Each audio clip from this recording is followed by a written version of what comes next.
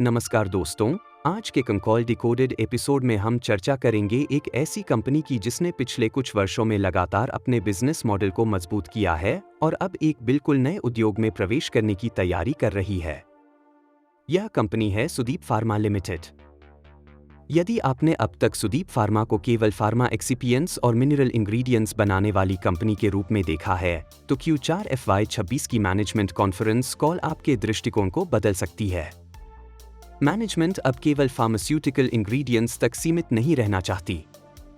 उनका लक्ष्य speciality ingredients, nutrition solutions और बैटरी मटेरियल्स जैसे उच्च विकास वाले क्षेत्रों में मजबूत उपस्थिति बनाना है।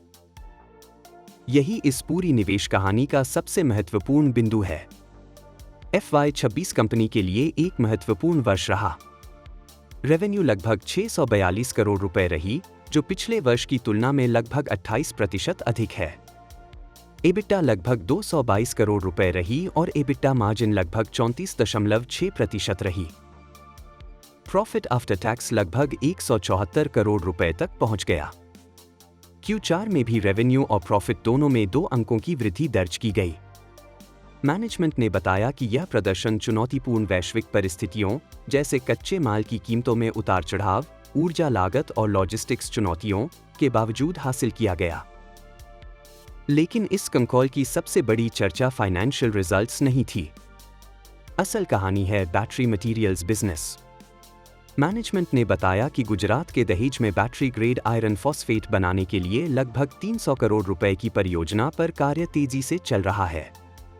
पहले चरण में 25,000 मीट्रिक टन प्रति वर्ष क्षमता स्थापित की जाएगी और इसका लक्ष्य अप्रैल 2027 के आसपास उत्पादन शुरू करना है।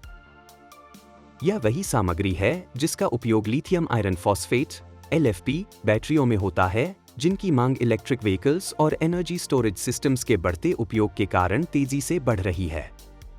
अब सबसे महत्वपूर्ण प्रश्न, क्या इस नए व्यवसाय के लिए पर्याप्त मांग मौजूद है? मैनेजमेंट का उत्तर काफी स्पष्ट था। उन्होंने बताया कि वर्तमान में कंपनी 42 वैश्विक ग्राहकों के साथ क्वालिफिकेशन प्रोसेस में है। इनमें से 22 ग्राहक lab validation, 14 pilot scale evaluation और 6 कमर्शियल वैलिडेशन तक पहुंच चुके हैं।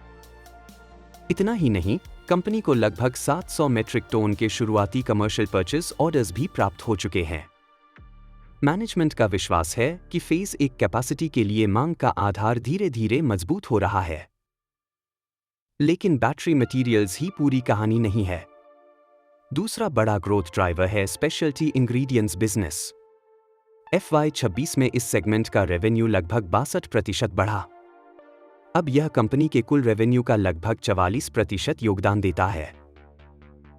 Infant nutrition, medical nutrition, sports nutrition और डाइटरी सप्लीमेंट्स जैसे क्षेत्रों में मांग लगातार बढ़ रही है। मैनेजमेंट ने बताया कि नॉर्थ अमेरिका और यूरोप में कमर्शियल टीम्स को मजबूत किया गया है, नए वेयरहाउसिंग इंफ्रास्ट्रक्चर में निवेश हुआ है और FY26 के दौरान 51 नए कस्टमर अप्रूवल्स प्राप्त हुए हैं। इससे आने वाले वर्षों में नए ऑर्डर मिलने की संभावना बढ़ सकती है। तीसरा ग्रोथ ड्राइवर है NSS आयरलैंड एक्विजिशन। पिछले वर्ष कंपनी ने आयरलैंड स्थित न्यूट्रिशन सप्लाई सर्विसेज का अधिग्रहण किया। यह कंपनी इन्फेंट न्यूट्रिशन और मेडिकल न्यूट्रिशन ब्लेंडिंग में विशेषज्ञता रखती है। मैनेजमेंट का मानना है कि इस अधिग्रहण से यूरोप में उनकी कमर्शियल प्रेजेंस मजबूत होगी और उच्च मूल्य वाले न्यूट्रिशन इंग्रेडिएंट्स में अवसर बढ़ेंगे। चौथा ग्रोथ ड्राइवर है ग्रीनफील्ड फार्मा फैसिलिटी। मैनेजमेंट ने बताया कि नई मैन्युफैक्चरिंग फैसिलिटी में इंटरनल वैलिडेशन पूरी हो चुकी है और अब कस्टमर क्वालिफिकेशन प्रोसेस चल रही है।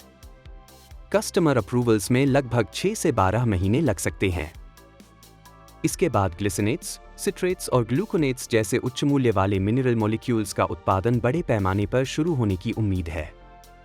इससे फार्मा, फूड और न्यूट्रिशन बिजनेस की क्षमता और प्रोडक्ट मिक्स दोनों मजबूत हो सकते हैं। अब अवसरों की बात करें। पहला अवसर बैटरी मटेरियल्स मार्केट का है। एनर्जी स्टोरेज और इलेक्ट्रिक व्हीकल उद्योग के विस्तार के साथ LFP बैटरी मटेरियल्स की मांग बढ़ रही है। दूसरा अवसर स्पेशलिटी इंग्रेडिएंट्स का है। प्रीमियम न्यूट्रिशन और फंक्शनल इंग्रेडिएंट्स की वैश्विक मांग लगातार बढ़ रही है। तीसरा अवसर एक्सपोर्ट बिजनेस है। कंपनी लगभग 100 देशों में ग्राहकों को सेवाएं देती है, जिससे उसका भौगोलिक आधार काफी विविध है। चौथा अवसर कस्टमर स्टिकीनेस है। मैनेजमेंट ने बताया कि उनके इंग्रेडिएंट्स कई महत्वपूर्ण फॉर्म्युलेशंस का हिस्सा हैं, जिससे ग्राहक संबंध लंबे समय तक बने रहते हैं। लेकिन हर ग्रोथ स्टोरी के साथ कुछ जोखिम भी जुड़े होते हैं। पहला जोखिम बैटरी मटेरियल्स प्रोजेक्ट के एग्जीक्यूशन का है। इतनी बड़ी परियोजना को समय पर पूरा करना और कमर्शियल स्केल पर सफलतापूर्वक रैंप अप करना महत्वपूर्ण होगा। दूसरा जोखिम कस्टमर क्वालिफिकेशन का है। बैटरी और फार्मा दोनों उद्योगों में अप्रूवल प्रोसेस लंबी होती है, इसलिए कमर्शियल ऑर्डर्स अपेक्षा से अधिक समय ले सकते हैं। तीसरा जोखिम रॉ मटेरियल प्राइसेस का है। FY26 में फॉस्फोरिक एसिड की कीमतों में उतार चढ़ाव देखने को मिला। मैनेजमेंट ने बताया कि अधिकांश लागत ग्राहकों तक पहुंचा दी गई, लेकिन भविष्य में भी कच्चे माल की कीमतों पर निगरानी आवश्यक होगी। चौथा जोखिम वर्किंग कैपिटल का है। वर्ष के अंत में इन्वेंट्री बढ़ी थी, हालांकि मैनेजमेंट ने कहा कि यह रणनीतिक कारणों से थी और FY27 में वर्किंग कैपिटल डेज को लगभग 150-160 दिनों तक लाने का लक्ष्य रखा गया है। अब अंतिम प्रश्न, क्या सुदीप फार्मा की आगे की दिशा मजबूत दिखाई देती है? मेरे अनुसार सुदीप फार्मा को केवल एक फार्मा इंग्रेडिएंट्स कंपनी के रूप में देखना उचित नहीं होगा। मैनेजमेंट एक ऐसा प्लेटफॉर्म विकसित करने की दिशा में काम कर रही है जिसमें स्पेशलिटी इंग्रेडिएंट्स, न्यूट्रिशन सॉल्यूशंस और बैटरी मटेरियल्स तीनों महत्वपूर्ण ग्रोथ इंजन्स बन सकते हैं। यदि ग्रीनफील्ड फार्मा फैसिलिटी सफलतापूर्वक कमर्शियलाइज होती है, बैटरी मटेरियल्स प्रोजेक्ट समय पर शुरू होता है और ग्लोबल कस्टमर क्वालिफिकेशंस आगे बढ़ती हैं, तो कंपनी की व्यावसायिक प्रोफाइल आने वाले वर्षों में और मजबूत हो सकती है। हालांकि निवेशकों के लिए बैटरी प्रोजेक्ट की प्रगति, customer approvals, speciality ingredients growth और वर्किंग कैपिटल ट्रेंड्स पर लगातार नजर रखना महत्वपूर्ण रहेगा। फिलहाल Q4 FY26 कॉन्फ्रेंस कॉल का संदेश सकारात्मक और दीर्घकालिक दृष्टिकोण वाला रहा। मैनेजमेंट ने नए व्यवसायों में निवेश, वैश्विक विस्तार और उच्च मूल्य वाले उत्पादों पर स्पष्ट रणनीति प्रस्तुत की। यही कारण है कि स्पेशलिटी इंग्रेडिएंट्स और बैटरी मटेरियल्स थीम में रुचि रखने वाले निवेशकों के लिए सुदीप फार्मा अध्ययन योग्य कंपनी बनी रह सकती है। डिस्क्लेमर, यह वीडियो केवल शैक्षणिक एवं सूचना उद्देश्य के लिए है। यह किसी भी प्रकार की निवेश सलाह नहीं है। किसी भी निवेश निर्णय से पहले अपने SEBI रजिस्टर्ड इन्वेस्टमेंट एडवाइजर अथवा वित्तीय सलाहकार से परामर्श अवश्य करें।